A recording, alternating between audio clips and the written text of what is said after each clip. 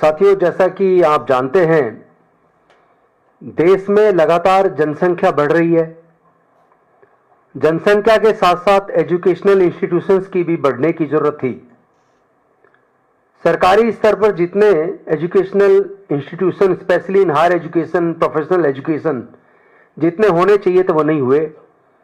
लेकिन private educational institutions, professional institutions काफी मात्रा में खुले हैं।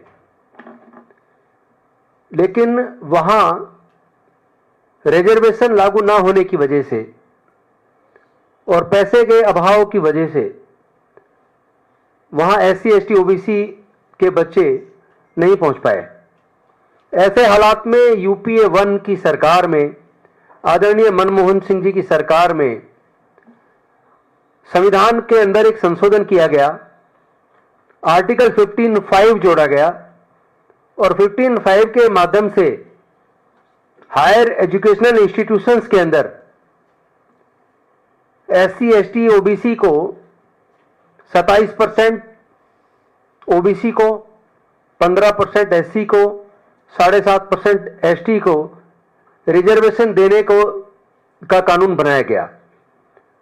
और 15(5) में यह भी प्रोविजन किया गया कि जो प्राइवेट इंस्टीट्यूशंस हैं उनके अंदर भी रिजर्वेशन लागू किया जाए, जिसके खिलाफ कुछ लोग कोर्ट गए। 2008 में जजमेंट आया। 2008 में Ashok Kumar Thakur versus union of India, जिसमें कॉन्स्टिट्यूशनल बेंच ने आर्टिकल 15(5) को जायज ठहराया और एससी, एसटी, ओबीसी को प्राइवेट एजुकेशनल इंस्टीट्यूशन में रिजर्वेशन देने को जायज ठहराया। उसके बाद फिर इंडियन मेडिकल एसोसिएशन भी कोर्ट गया हुआ था। उसमें 12/5/2011 को जजमेंट आया। उसमें भी माननीय सर्वोच्च न्यायालय ने अपहेल्ड किया 15(5) को। और फाइनली सारी चीजों को कंसीडर करते हुए 2014 में Pramati education trust versus union of India, इसके अंदर सुप्रीम कोर्ट ने क्लियरली ये डिसाइड कर दिया कि 15(5) जायज है, किसी के फंडामेंटल राइट का उल्लंघन नहीं है और इसमें एससी, एसटी, ओबीसी के बच्चों को प्राइवेट एजुकेशनल इंस्टीट्यूशंस में भी रिजर्वेशन देने का जो प्रोविजन 15(5) में किया गया है वो कानून के सम्मत है और स्टेट गवर्नमेंट्स और सेंट्रल गवर्नमेंट इसको कर सकती हैं। लेकिन मजे की बात देखिए, इतने साल के बाद आपने देखा होगा पिछले साल पार्लियामेंट की एक कमेटी है, standing committee on education, health, women, youth.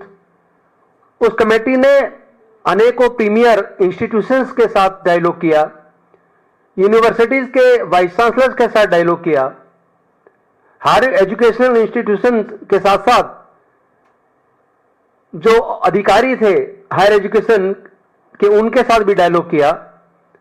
और डायलॉग करने के बाद उन्होंने कुछ स्ट्रॉन्ग रिकमेंडेशंस दी और उन्होंने जो रिपोर्ट सबमिट की संसद के अंदर, वो रिपोर्ट बड़ी चौंकाने वाली है। उस रिपोर्ट से पता चला कि शेड्यूल्ड कास्ट के बच्चे प्राइवेट एजुकेशनल इंस्टीट्यूशंस के अंदर केवल 0.89% बच्चे पढ़ते हैं, यानी 1% भी शेड्यूल्ड कास्ट के बच्चे प्राइवेट एजुकेशनल इंस्टीट्यूशंस में नहीं पढ़ रहे हैं। अनुसूचित जनजाति के उसी रिपोर्ट में खुलासा हुआ। पूरी स्टडी करने के बाद आदरणीय दिग्विजय सिंह जी उस कमेटी के चेयरमैन हैं, उन्होंने वो रिपोर्ट जमा की और उस रिपोर्ट में सामने आया अनुसूचित जनजाति के 0.53% बच्चे केवल प्राइवेट एजुकेशनल इंस्टीट्यूशंस के अंदर हैं और ओबीसी के 11.16% बच्चे एजुकेशनल इंस्टीट्यूशन के अंदर हैं। इस रिपोर्ट में उन्होंने कुछ स्ट्रॉन्ग रिकमेंडेशंस केंद्र की सरकार के लिए की हैं, लेकिन दुख की बात यह है कि जो यूपीए 1 का जो इरादा था एससी, एसटी, ओबीसी के बच्चों को मुख्य धारा में लाने का, उनके बच्चों को भी रेपुटेटेड जो प्रोफेशनल एजुकेशन इंस्टीट्यूशंस में उनको हिस्सेदारी मिले और वो बच्चे भी आगे बढ़े।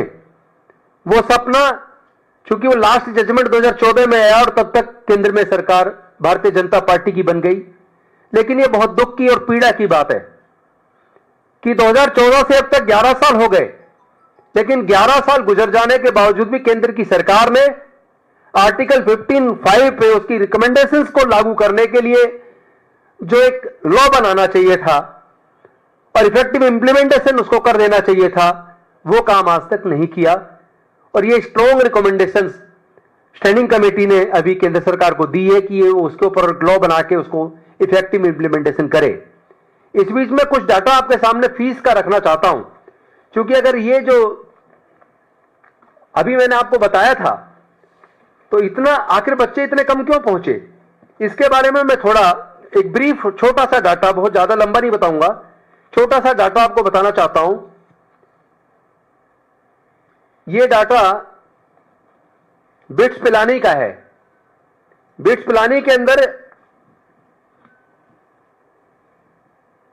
बी फार्मा जैसे एक डिग्री करने के लिए 1 साल का खर्चा लगभग 11 लाख रुपए है और डिग्री 4 साल की है।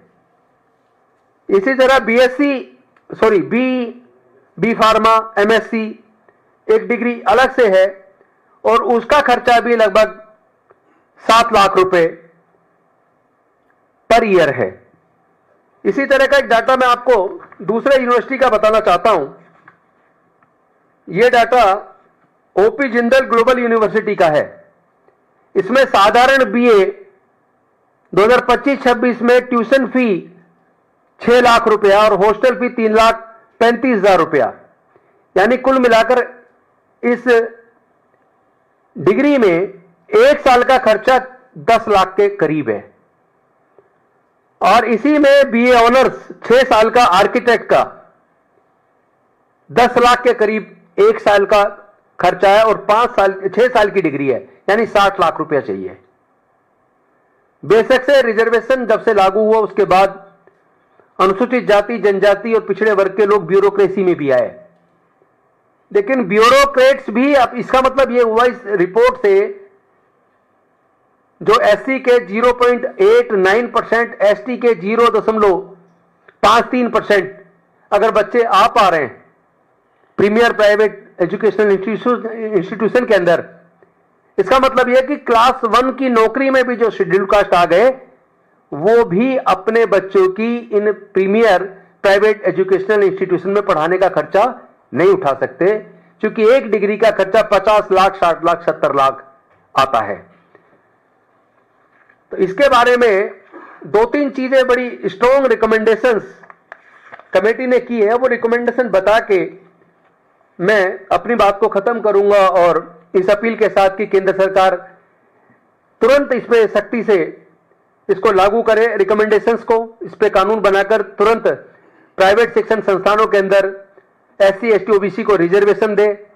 और इन रिकमेंडेशंस के अंदर सरकार को इस कमेटी ने रिकमेंड किया है, the committee therefore feels that it is imperative for the state to take affirmative steps through legislation of accommodate students from these categories and to fully implement Article 15(5). इसमें साथ में कहा, however, private educational institutions are currently not legally obliged to implement reservation policies since there is no statute mandating them to do so. That's why this committee strongly recommends कि इसके ऊपर तुरंत statute बनाए, कानून बनाए सरकारें और तुरंत इसको लागू करें। The committee therefore recommends article 15(5) of the Indian constitution B implemented in full across the country through legislation by the parliament. और इसके साथ साथ कमेटी ने यह भी रिकमेंड किया है कि ऐसे बच्चे जो मार्जिनलाइज्ड कम्युनिटी से आते हैं, कमजोर तबकों से आते हैं, उनके लिए फ्री कोचिंग का इंतजाम किया जाए, उनके लिए ब्रिज कोर्सेज किए जाएं। और साथ ही साथ जो बच्चे बीच में किसी तरह एडमिट हुए लेकिन बीच में पढ़ाई छोड़ने को मजबूर हुए, ऐसे बच्चों के लिए, क्योंकि उनको कई प्रकार का शोषण उनको झेलना पड़ता है और उस शोषण की वजह से उनको बीच में पढ़ाई छोड़नी पड़ जाती है, उसके बारे में भी कमेटी ने एक स्ट्रॉन्ग रिकमेंडेशंस किया है, वो भी मैं आपके सामने बताना चाहता हूं। The committee notes that caste based discrimination in premier institutes have been reported very often. Students admitted under reservation quota, particularly SC/ST backgrounds, also face stigma and discrimination from peers and faculty in premier higher education institutions, which negatively impact their performance and their mental health. The committee strongly recommends enforce strict anti-discrimination policies, laws in institutions with grievance redressal cells to address caste-based issues. Also, sensitization program for faculty and students in this regard should be conducted regularly.